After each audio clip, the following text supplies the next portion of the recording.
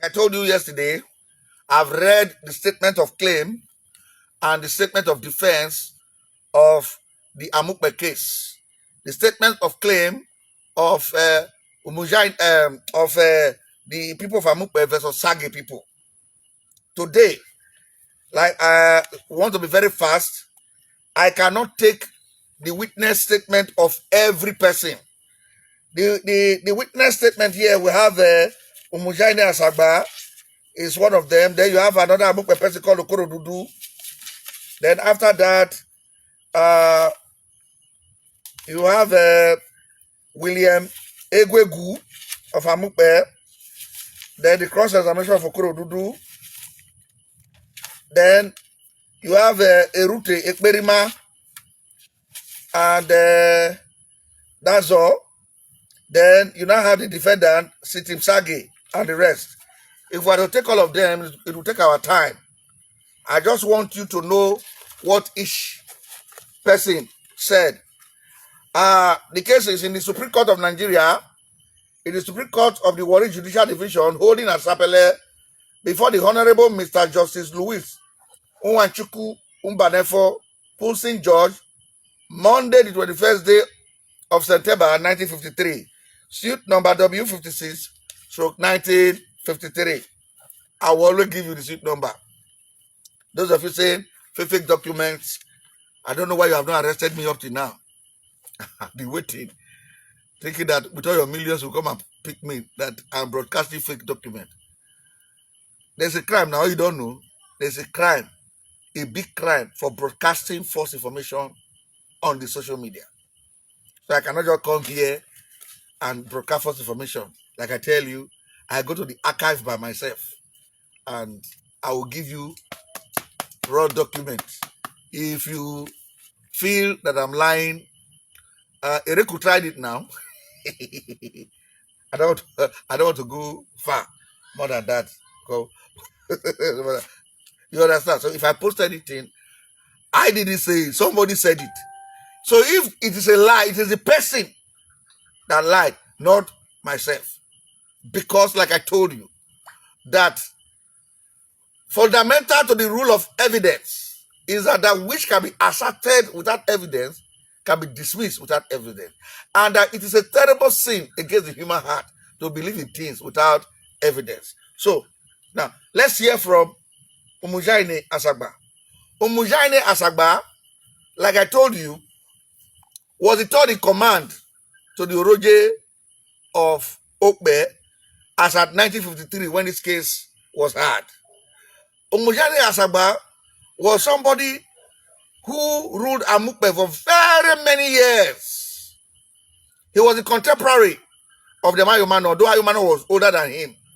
But he was also born around 1890-something. Because he was already a member of the Udogu Okpe as of 1934 when Ayomano was chairman. And he outlived Ayomano. Ayomano died in 1949 while Amujaine died in 1965. Amujaine was older than the Oroje of Okpe. He was the last Udogu member that was senior to the king in the older generation.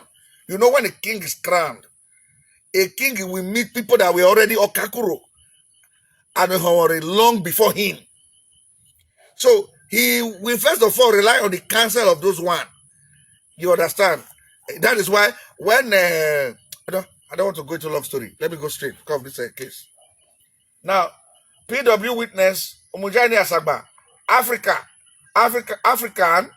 sworn on the machete. I mean, he wasn't a Christian. State in Urobo.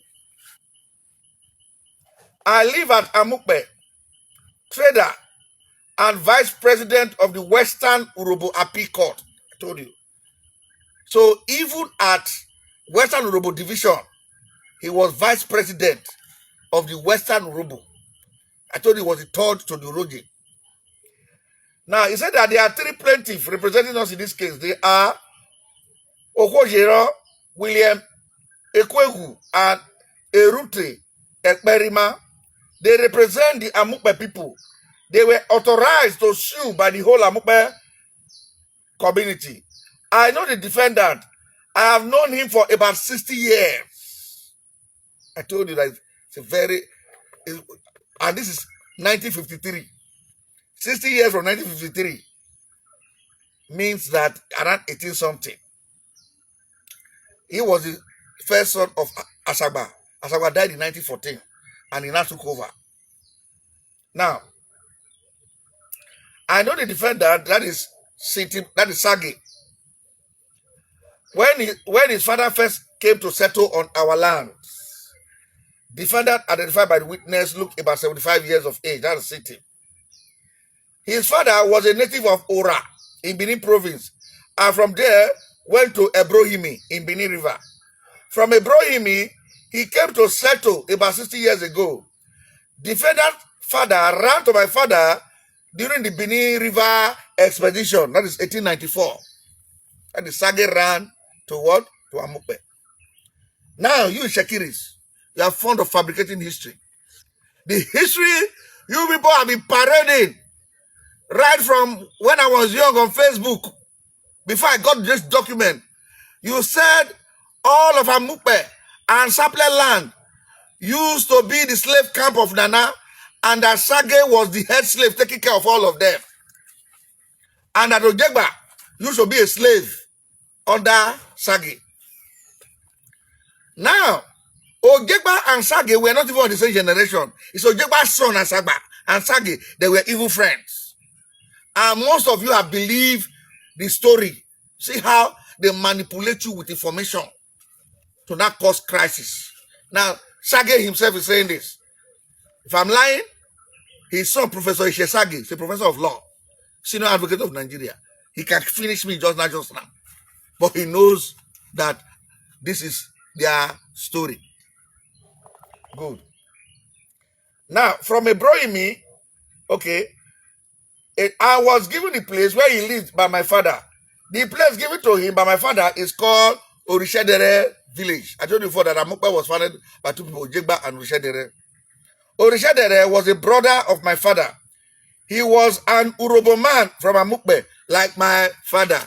Kislak and his gang, and Omajuwa, what do you call his name? That Ishekiri man that is posing as a factional Okpe president, disobeying the Oroge. When Udogo and Oroge say Okpe is Urobo, you feel you know more than all of them. And you be lying that Okpe was not originally Urobo, that it was the British that classified them. Look at what Amujaine from Amuokpe is saying. He said, Orishedere was the brother of my father.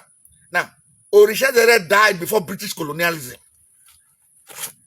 Orishedere died before British colonialism. Both Orishedere and Ojegba died before British colonialism. He said Orishedere was an Urobo man, like my father. You are fabricating history to deceive Okpe people because you don't know the meaning of Urobo. If we say Okpe know their ancestors, it's not descended from Urobo. Which person in Urobo is descended from Urobo? Is Uya man descended from Urobo? Or is Agbaro man descended from Urobo? Urobo is just a common language that adopted in Agbaro here that everybody should speak. In other words, if there was no pidgin English, if there was no English, the Urobo language will not be our common language. Like Hausa is common language to very many people called Hausa today. For the ease of communication, they had to invent a new language. Isoko was too difficult for everybody to understand. Ubia was too difficult for everybody to understand. Okpe was too difficult for everybody to understand. Ujari was too difficult for everybody to understand.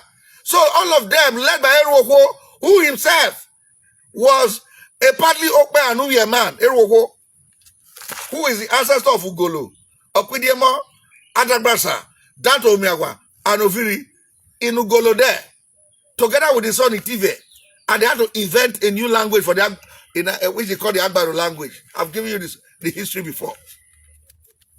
Okay. But my father, who was the head when he gave the land to the defendant father, my father gave him the land with the consent of the townspeople of Amuokpe. He was told to stay on the land until the end of the expedition when he would return to Ebrohimi. The land was not given to him absolutely forever. He could not sell or part with the land. The defendant's father was called Osagere. which was corrupted to Sagay. The defendant's father came with his wives and children. I saw him with his children and some of his wives at my father's house when he came. My uncle Richard had a village by the waterside near to where the Pania oil mill is. The defendant's father was given a plot at the back of Richard's village. Richard is by the waterside and the defendant's father's land was behind it. The defendant's father built a mud and a thatched house on the land given to him by my father. He did not build another house when he died. He died at Amuokpe and was buried there many years ago. Sagay is buried in Amuokpe. You see where most of you are getting it wrong. Sagay is buried in Amuokpe. His wife buried in Amuokpe. His children is buried in Amuokpe. So it means Amuokpe is not the ancestral home of the Sagay. So Sagay should assimilate into the Okpe tribe, into Okpe kingdom, rather than trying to. That is where confusion is coming. You are trying to claim you're in Shekiri and they are burying you in Amuokpe. What do you think is the meaning of Amuokpe? In the translation to you, ask any person say the meaning of Amuokpe. That's where the bone of your ancestor is buried. Sagay, for all intents and purposes, is no longer an Ora man because he can no longer even trace his village where he came from in Ora again. Having worked under the service of Nana as an Oloruku. You see where you should get a problem. You came to Sapele and the Okpe people took you as refuge. You people are supposed to integrate to become part of Okpe people. After all, the Okpe people don't call you Eru. It is your own people that call you Eru. Your own people. Not us. Who will do that? Except when you now bring this term, they will not tell you who you are. So the problem today is that you were descendant of slaves. And after the abolishment of slavery, you don't know where to go again. You became stuck. You not ran to Amuokpe and Sapele. They accepted you. You were supposed to integrate. It's not as if they are treating you badly. You contest politics, you do everything, you drink their water, you eat their food, you intermarry, you farm their crop and everything. You were supposed to have integrated, not choosing another tribe that is not trying to use you to clash their head. These Sagays, you will listen to the Sagay, have since integrated. They don't make problem in Amuokpe. Some of them are fully integrated and they accepted them. Where they bury your father in a place, you are not saying you are not from that place. So a Sagay now will not say local government of origin, Sapele local government tribe is Shekiri. Your head not correct. I am list of Amuokpe. Now, he died after the defendant father died. His children moved to Sapele, leaving only the defendant and on Neshemuru. After the defendant father died, his children built houses at the land. Some of the houses are still there. About 2 years ago, I first saw mandilas and caraberies on the land. We understood they were placed there by the defendant. We then sent for the defendant, but he did not come. We sent for him for the second time, and again he did not come. We then sent people to see him and ask why he gave the land to MK without our consent. We understood the defendant gave the land to MK for £30 rent per annum. I do not know for how long he gave the land. We sent and asked him to pay to us the money he received from MK. He refused to come to see us to pay the money to us. The Pania oil mill is on the plot of the mill and it's owned by the government. So, let me just quickly read the reply of Sittim Sagay to him, so that I don't want to let this video to. If I do it now, it's like we are wasting too much time. I will round up with Sittim Sagay. I must say that I'm very impressed with the testimony of Sittim Sagay. He didn't deny, unlike you today. He didn't say the Okpe didn't give him land. In fact, they were the people that brought Christianity to Amuokpe. And the first zinc houses, they also brought school to Amuokpe. That's how you develop the community that you come from. That one did not make them to start saying they own the land. No. You understand? The only thing they do is that they would have assimilated into Amuokpe. Sittim Sagay, aged about 75, sworn on the Bible, was a Christian, and states in Ishekiri, I live at Sagay village in Amuokpe, trader in palm produce. I know Chief Asagba, first plaintiff witness. I know his father. During the Benin River expedition 1894, about 60 years ago, I came with my father to Sagay village. My father and Chief Asagba's father were friends. They met when my father was trading in palm produce and became friends from that time on. So there was nothing like slave or this. Both of them were traders, like I told you. Ojegba, you understand? Good. Chief Asagba used to visit my father at Ebrohimi. Was going there visiting. So where did you get the story that Amuokpe was a slave camp and Sagay was the person that was supervising them? Yeah, people. Where my father was living before he came to Asagba village, Chief Asagba came to Ebrohimi once. That was when he met my father and they became friends. He stayed about 3 months at Ebrohimi, like a freeborn. And from there, he was taken by my father to Orerokpe. When my father left Ebrohimi during the Benin River expedition, he went first to Ogarifi. And from there, he went to Asagba in Amuokpe. Now I told you, I said some of them went to Ogarifi. Some of them went to Ogariki. Some of them went to Olobu. Some of them went to Ajoki, all those slaves from Nana and the rest. If Sagay had decided to stay in Ogarifi, would have been hearing today. Now, though Sagay is an honest man, he didn't deny. You know, like Ajagbo do now, would not be saying dragging land with Ogara. A descendant of slaves, dragging land with a freeborn. Yes. Chief Asagba consulted the Amuokpe community and with their consent gave my father a place to settle. I was present. Said the truth. Not you today now. We came from Ogarifi by river and landed at Amuokpe waterside about 60 yards upstream from the present side of the Pada Oil Mill. We went to Asagba's house where we met his people. They gave us land to stay at the present site of the Sagay village. The place was thick bush then.